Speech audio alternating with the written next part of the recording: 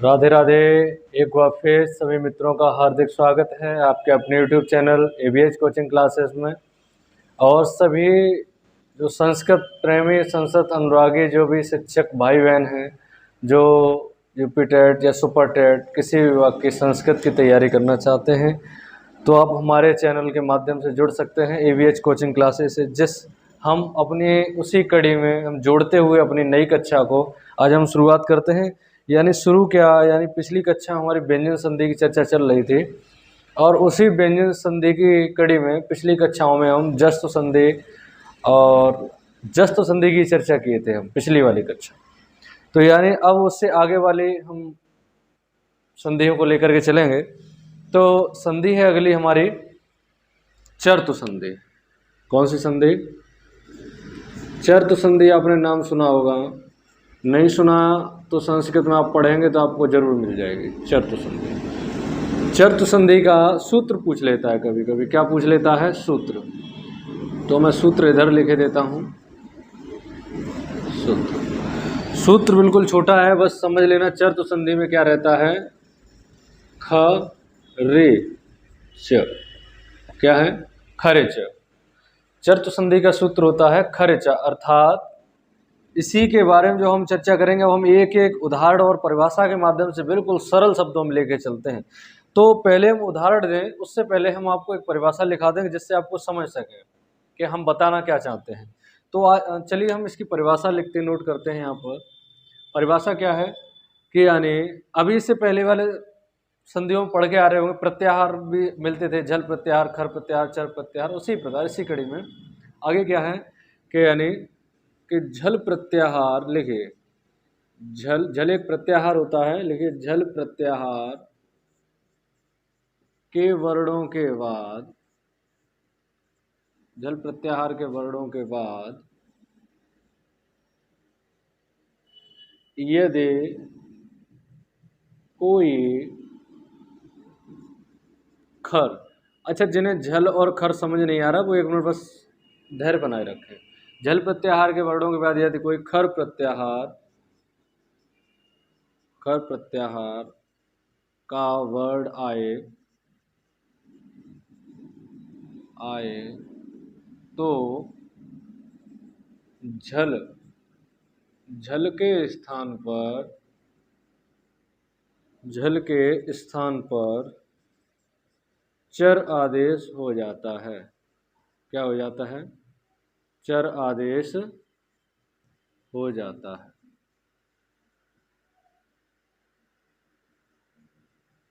क्या हो जाता है? चर आदेश होता है। अब समझ लीजिए, अब मैंने झल खर चर ये क्या है।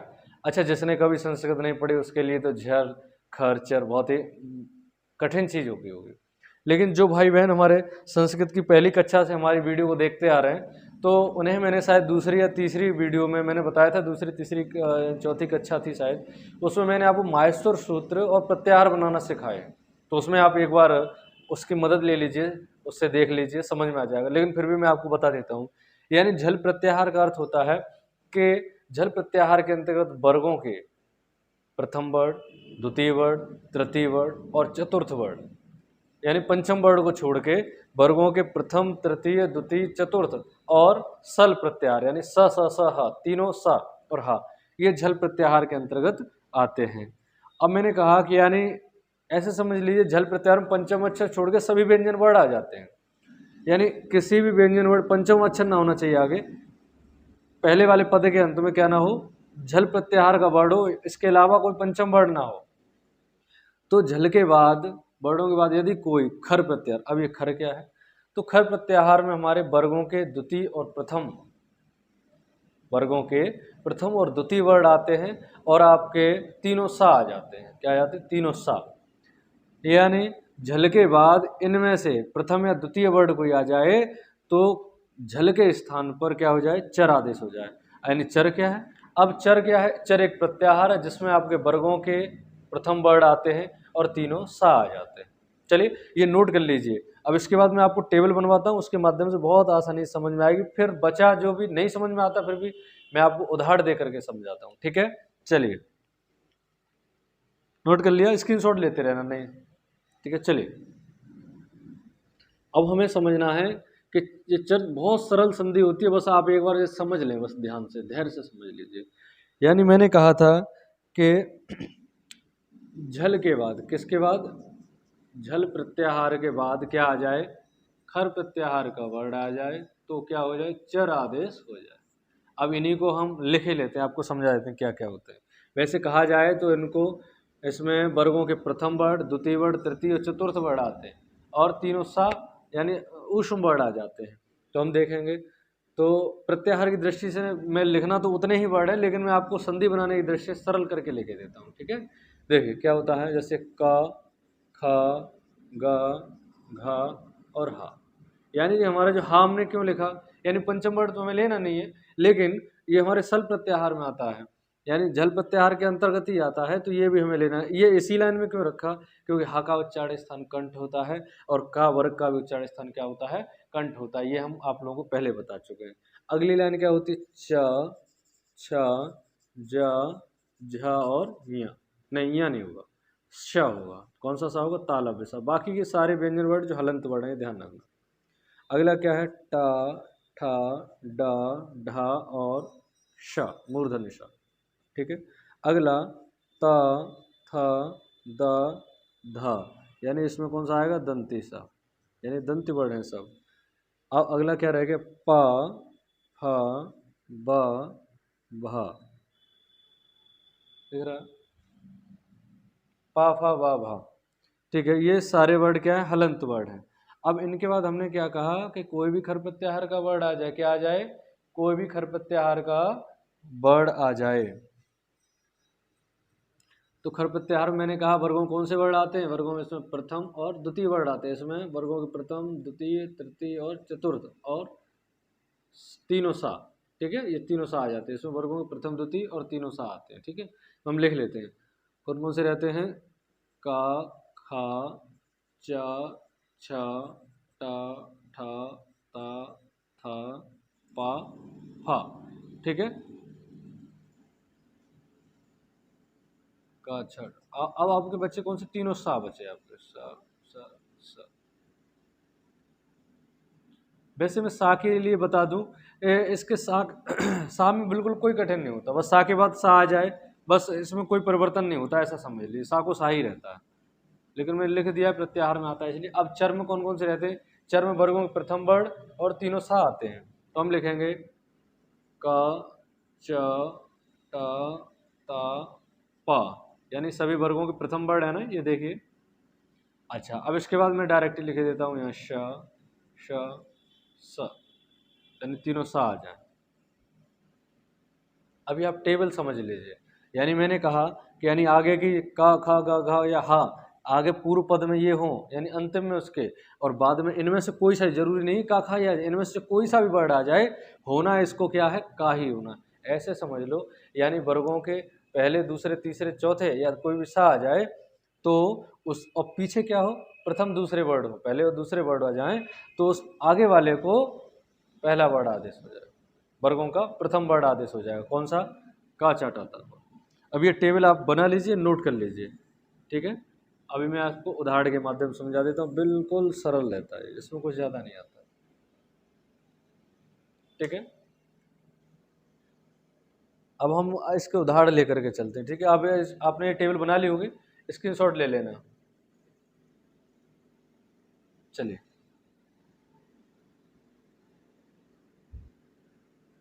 वीडियो को रोक करके वहीं पे आप लोग बनाते रहना, वीडियो ज़्यादा लंबा ना हो, इसलिए मैं बना करके जल्दी जल्दी आपको आगे पढ़ाता हूँ।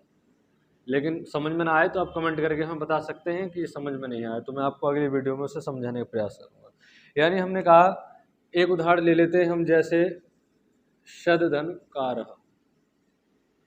अब आप लोग, ये तो बिल्कुल सिंपल रहती है, ऐसे तो किसी ने नहीं पढ़ा होगा ना, फिर भी वो भी बता देगा इसमें क्या बन जाता है, क्या बन जाता है। जैसे मैंने कहा कि यानी पीछे आगे क्या हो, वर्गों का कोई प्रथम वर्ड हो, द्वितीय, तृतीय, चतुर्थ या तीनों सा में से कोई सा भी हो, और पीछे का हो खर प्रत्याहार का वर्ड हो, यानी खर में प्रथम और द्वितीय वर्ड आएंगे। तो आगे देखो हमारा त, थ, द, यानी वर्गों का तीसरा वर्ड है, ये हमें क्लियर हो गया, झल प्रत्याहार में आएगा।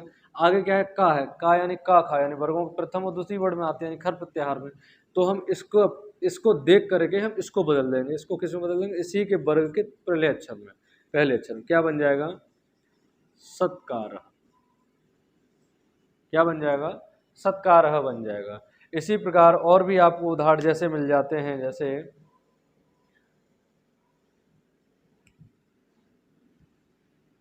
जैसे मान लीजिए युयुध, युद्ध धन सा, युयुध धन सा, हमने ये ले लिया उदाहरण। अब आपको बताइए, ये देखिए खर प्रत्याहार झल प्रत्याहार का वर्ड है या नहीं है? धा, धा देखिए कौन से नंबर क्रम का आता है? त थ द ध, यानी चौथे नंबर का वर्ड आता है। और हमने कहा था वर्गों के पहले, दूसरे, तीसरे और चौथे वर्ड जहां आए और पीछे क्या आ जाए, खर प्रत्याहार का वर्ड आ जाए। खर प्रत्याहार में क्या रहता है, यानी वर्गों के प्रथम द्वितीय वर्ड और तीनों सा में से कोई सा भी आ जाए। तो बदलना किसको होता है? आगे वाले किस वर्ड में? उसी के प्रथम वर्ड में, उसी वर्ग के प्रथम वर्ड में। धा को क्या आदेश हो जाएगा? ये तावर का है ना, ता था दा था, तो इसको क्या आदेश हो जाएगा? ता आदेश हो जाएगा। बनेगा क्या? यु युत्सा। ठीक है ना, आपने ये पढ़े होगी युयुत्सा। किसी चीज को पाने की युयुत्सा होती है, उसे वही शब्द है ये युयुत्सा। ठीक है। अच्छा, इसी के क्रम में आगे देख लीजिए और उदाहरण, जैसे ये नोट करते रहना आप लोग, ठीक है, नोट करते रहना, समझ में ना आए मैं और उदाहरण देता हूं आपको। जैसे मान लीजिए हमने देख लिया उद्धन पन्नह, क्या है? उद्धन पन्नह। आगे हमारा खर प्रत्याहार का वर्ड है, यानी प्रथम वर्ड है और द्वितीय वर्ड में से कोई है। तो आगे क्या है हमारा? झल प्रत्याहार, यानी पहले, दूसरे, तीसरे, चौथे में से कोई सा भी वर्ड हो। तो दा को इसी वर्ग का पहला वर्ड क्या होगा? ता हो जाएगा, ता हलन। क्या बन जाएगा? उत्पन्नः। ठीक है, क्लियर है। इसके और भी देखिए महत्वपूर्ण उदाहरण आप अपनी पुस्तक से लगाइए। हम यहाँ पर क्या है कि कुछ सिलेक्टेड उदाहरण करा सकते हैं आपको, ठीक है, बाकी क्या आपको ही करना है। मान लीजिए यहाँ पर लिखते हैं हम षड्धन पुरुषः, षड्धन पुरुषः, तो इसका क्या होना? डा को क्या आदेश हो जाएगा? टा आदेश हो जाएगा। क्या बन जाएगा? षट पुरुषः, यानी 6 पुरुष, षट पुरुष। उसी प्रकार देख लीजिए, इधर देखिए, ये युयुत्सा वाला भी उदाहरण पूछ लेते हैं कभी कभी, ध्यान रखना। आगे मान लीजिए मैंने दे दिया जैसे लेबधन सा, लेबधन सा दिख रहा है ना? हाँ ठीक है, लेबधन सा बराबर। तो आगे हमारा देखिए भा को हमें किसमें बदलना है? उसी वर्ग के पहले वर्ड में। तो क्या हो जाएगा? पा हो जाएगा। क्या बन जाएगा? लिप्सा। ठीक है, चलिए इसी क्रम में आगे हम चलते हैं, अगली संधि को हम लेकर के चलते हैं। अगली संधि हमारी क्या रहेगी? अनुनासिक संधि। कौन सी संधि? अनुनासिक संधि ले लीजिए, चाहे अनुस्वार संधि, एक छोटी संधि ले लीजिए, अनुस्वार संधि ले लेते हैं। इसको साफ करिए, नोट करते रहना आप लोग।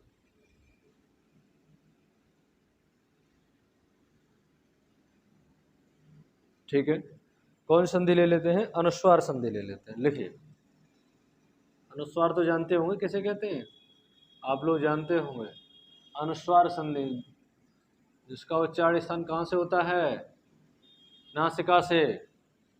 ठीक है, नासिका अनुस्वार से। पहले हम उच्चारण स्थान में बताए थे कि नासिका अनुस्वार से, यानी अनुस्वार का उच्चारण स्थान क्या रहता है? नासिका। अच्छा, इसका सूत्र क्या रहेगा? सूत्र पूछ लेता है संस्कृत में, सीधा सीधा पूछ लेता है। इसका सूत्र रहता है, सूत्र क्या रहता है देखिए, मो अनुस्वार, मो अनुस्वार, यानी इसका अर्थ क्या है कि माँ को अनुस्वार हो जाए। क्या हो जाए? माँ को अनुस्वार हो जाए, मो अनुस्वार का अर्थ होता है। अब ये तो आपने पूर्व रूप संधि में पढ़ के आ ही रहे होंगे ना, ये अवग्रह का चिन्ह क्यों आता है? आ के स्थान पे आता है। ठीक है, अब इसकी परिभाषा क्या है? परिभाषा देख लेते हैं हम, इसकी परिभाषा देख लेते हैं। ठीक है, परिभाषा क्या है? हम कहते हैं कि जैसे किसी वर्ड में, किसी पद में, पद के अंत में माँ हो, क्या हो? पद के अंत में माँ हो, और बाद वाले पद में, दूसरे वाले पद में क्या हो? कोई व्यंजन वर्ड आ जाए। क्या आ जाए? कोई व्यंजन। आप लोगों ने खूब, आप ये चीज यदि आपने थोड़ा बहुत संस्कृत पढ़ा होगा तो वहां पर आपको ये शब्द देखने को मिलते होंगे, यानी पहले कोई पद के अंत में माँ आ गया और बाद में क्या कोई व्यंजन आ गया, स्वर आ गया, तो कहीं कहीं आपने देखा माँ को माँ ही रहने देते हैं, कभी कभी हम माँ को क्या है, बिंदी बना देते हैं ऊपर अनुस्वार में। तो वही चीज हमें देखना है, देखते हैं कि देखिए पदांत माँ के बाद, पदांत, पदांत का मतलब समझ रहे हो, पद के अंत में, ठीक है ना, कौन से अंत में, पद के अंत में, पदांत माँ के बाद यदि कोई व्यंजन, क्या, व्यंजन आए तो पदांत माँ को, माँ हलंत वाला होगा, ये ध्यान रखना, पदांत माँ को अनुस्वार में बदल देते हैं। क्या, अनुस्वार में बदल देते हैं। पदांत माँ को किस में बदल देते हैं, अनुस्वार में बदल देते हैं। यानी पदांत माँ के बाद यदि कोई भी व्यंजन आए तो पदांत माँ को अनुस्वार में बदल देते हैं। इसे आप पढ़ लीजिए, समझ लीजिए, महत्वपूर्ण क्या रहता है, इसमें सूत्र रहता है और इसके उदाहरण देख लीजिए, ये उदाहरण आप लोगों को मिलेंगे, ठीक है। चलिए जैसे हमने देखा एक उदाहरण, अच्छा ये नोट कर लिया ना, नोट कर लीजिए, इसे हम साफ करते हैं।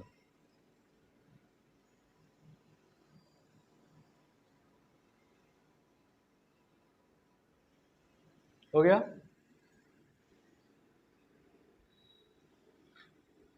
अब यही चीज आपको ध्यान रखनी है, यानी पदांत माँ के बाद कोई व्यंजन आ जाए तो हमें क्या करना है, माँ को अनुस्वार कर देना है। लेकिन माँ के पदांतों में व्यंजन ना होकर कोई स्वर ही आ जाए ना, तो माँ को माँ ही रहने देते हैं, ये ध्यान रखना। जैसे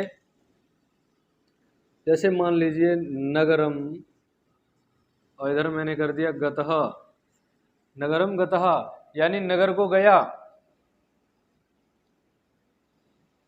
नगर को गया। तो अब हमने देखा कि पदांत माँ, यानी ये पद है आगे का, और इस पद के अंत में माँ है, और पीछे क्या है, कोई व्यंजन वर्ड है, तो हम इसे क्या करेंगे, बस ये अंतिम वाला जी पदांत माँ है, इसको अनुस्वार कर देंगे, रा के ऊपर बिंदी लगा देंगे, इधर हो जाएगा नगरम गतः। बस कुछ नहीं करना है इसमें परिवर्तन, बस माँ को किस में बदल देना है, अनुस्वार में बदल देना है। जैसे इसके और उदाहरण ले लीजिए, जैसे त्वम चलसे, ठीक है, क्या, त्वम चलसे, तुम चलो। अब क्या होगा, देखिए माँ के बाद क्या है, चा है, व्यंजन वर्ड आ रहा है, तो इस माँ को क्या कर दें, अनुस्वार कर देंगे, ठीक है, क्या बन जाएगा, त्वम चलस, ठीक है। और इसी के उदाहरण देख लीजिए, जैसे मान लीजिए हम कहते हैं अहम गच्छामि, क्या होगा, जैसे हम कहते हैं कि अहम गच्छामि, यानी मैं जाता हूं, अहम गच्छामि। अब देखिए माँ के पदांत माँ के बाद क्या आया, व्यंजन वर्ड आ गया ना। अब व्यंजन वर्ड को देख करके हम पदांत माँ को क्या करेंगे, अनुस्वार कर देंगे, तो क्या हो जाएगा, अहम गच्छामि, ठीक है मित्र। अब इतना आपका मैंने उदाहरण दे दिए हैं आपको, इस प्रकार बहुत सरल सिंपल सरल दी थी, इसलिए इसमें ज़्यादा पढ़ाने की आवश्यकता भी नहीं है जो कि मैं आपका टाइम वेस्ट करूं। बस इसका सूत्र महत्वपूर्ण, इसलिए अनुस्वार संधि का क्या सूत्र रहता है, मो अनुस्वार है। और बाकी के इसके मैंने उदाहरण दे दिए हैं 3, और बाकी के मैंने ऑफलाइन की कक्षा में भी आपको दिए हैं उदाहरण, ये कुछ नए उदाहरण हैं, इन्हें भी आप नोट कर लेना, ठीक है। चलिए अगला हम संधि देख लेते हैं, जैसे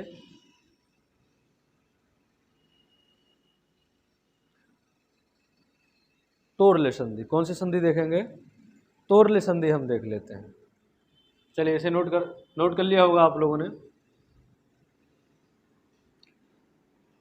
अगली संधि हम पढ़ाएंगे तोरले संधि। तोरले संधि को और भी अन्य नाम से जानते हैं, जैसे हम लत्त संधि कहते हैं, क्या कहते हैं, लत्त संधि के नाम से भी जाना जाता है इसे।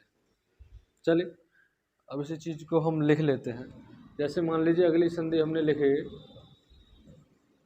तोरले संधि। कौन सी संधि, तोरले संधि हम लेते हैं। अब इसके अलावा हम और एक और लेते हैं लत्त संधि। कौन सी, लत्त संधि भी इसी को कहा जाता है, या तोड़ लिखा मिल जाए या कहीं लत्त लिखा मिल जाए तो समझ लेना ये एक उसी संधि की बात कर रहे हैं।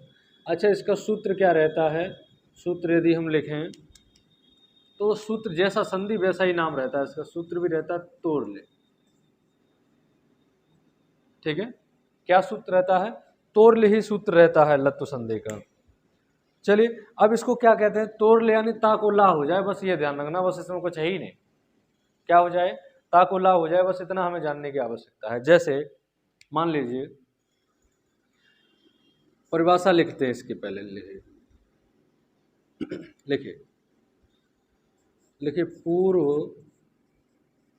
पद के अंत में यदि पूर्व पद के अंत में यदि कोई ता वर्ग, कौन से वर्ग, ता वर्ग का वर्ड हो, ता वर्ग का वर्ड आए और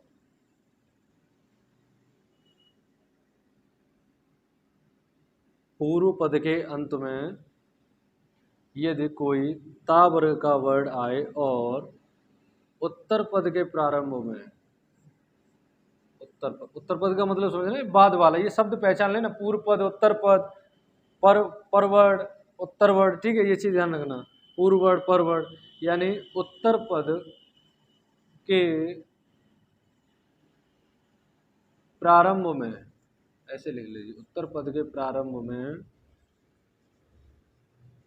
ला हो, क्या हो, ला हो, ठीक है, उत्तर पद यानी बाद वाले पद के प्रारंभ में क्या हो, ला हो, तो पूर्व पद, पूर्व पद क्या था, ता वर्ग, या कोष्टक में लिखना, पूर्व पद को ला में बदल देते हैं,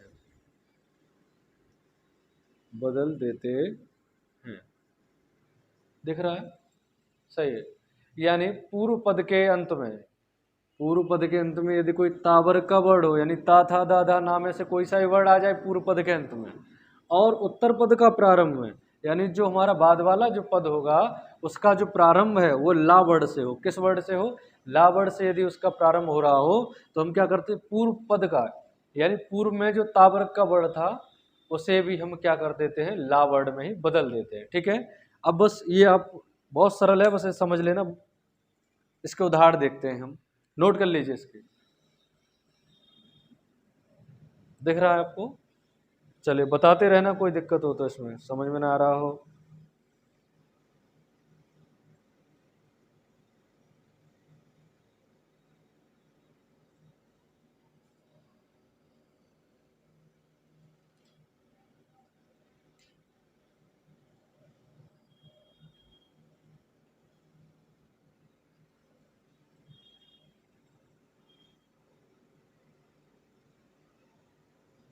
हो गया होगा, चलिए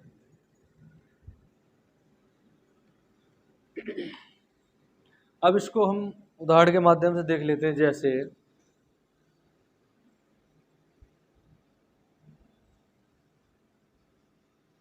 उद्धन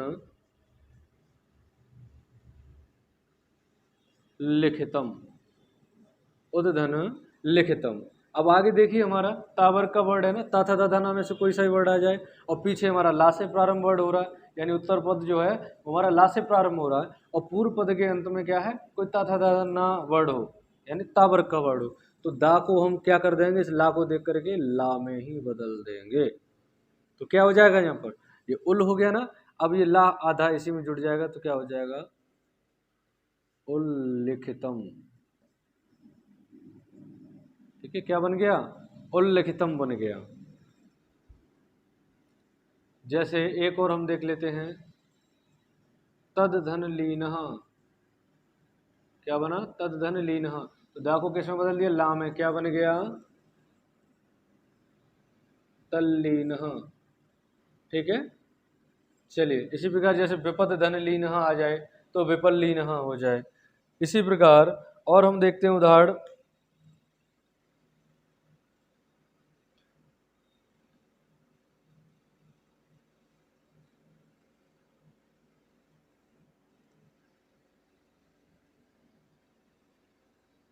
लिखिए आप,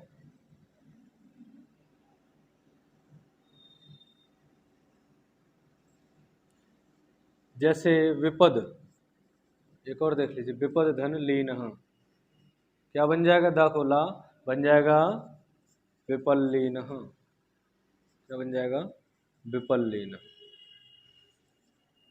चलिए, और इसका भी मोस्ट इंपोर्टेंट एक उदाहरण हो जाता है, उसे हम देख लेते हैं। जैसे ये नोट हो गए होंगे आपके,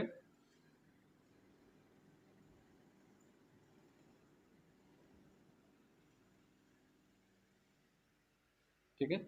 एक उदाहरण है आपका, जैसे विद्वान धन लिखत, विद्वान लिखत, क्या है, विद्वान लिखत, ठीक है। अब हमने आगे देखा कि ताबर का वर्ड है, ना आ रहा है, ताबर का ये है ना, आगे क्या है, ला है, तो ना को किस में बदल देंगे हम, ना को ला में बदल देंगे, किस में, ला में बदल देंगे। एक चीज ध्यान रखना, ना हमारा कैसा वर्ड है, अनुनासिक वर्ड है, इसलिए हमें ला को भी अनुनासिक वर्ड में ही बदलना है, लेकिन ला कैसा होगा, अनुनासिक ही होगा, ठीक है। इसमें हमने ला कर दिया। आगे हम क्या बन जाएगा, ये इसी चीज को आप याद कर लीजिए, चाहे चाहे आप सीख लीजिए, विद्वान लिखत हो जाएगा, क्या हो जाएगा, विद्वान लिखत। ऐसा कई बार प्रश्न पूछा गया है और भाई बंधु हमारे यही गड़बड़ कर देते हैं कि ना अनुनासिक वर्ड है, इसको ना देखते हुए हम सीधे ना को ला में बदल के विद्वान लिखत करके चले आते हैं, ठीक है। इसी प्रकार जैसे आ जाए, जैसे आपका वर्ड है महान धन लाभ, महान धन लाभ, ठीक है। तो ना को किस में बदलना, हमें ला में बदलना है, लेकिन वही बात हमें फिर समझिए, ना अनुनासिक वर्ड है तो ला भी हमें अनुनासिक ही बनाना है, क्या बन जाएगा, महान लाभ, ठीक है। चलिए, आपकी ये संधि तोड़ ले संधि में कुछ ज़्यादा नहीं, बस यही दो उदाहरण, ये सबसे इंपॉर्टेंट आप उदाहरण लगा लीजिए इस पे, और ये दोनों उदाहरण आपके पूछे जाने की संभावना अधिक बनी रहती है। बाकी तल्लीन विपल्लीन ये सारे आप सबको आते ही हैं, सब लोगों को पता है कैसे, जहाँ डबल ला दिख जाए वहाँ पे क्या होगी, तोड़ तोड़ ले संधि या लत्तु संधि हम लगा करके आ सकते हैं, ठीक है। चलिए मित्रों, आज इस वीडियो में ज़्यादा बड़ी ना करते हुए आपको इस वीडियो में केवल इतनी ही दो कितनी संधि हो गई आपकी, ये लगभग 3 संधि मैंने इसमें खत्म करा दी आपकी।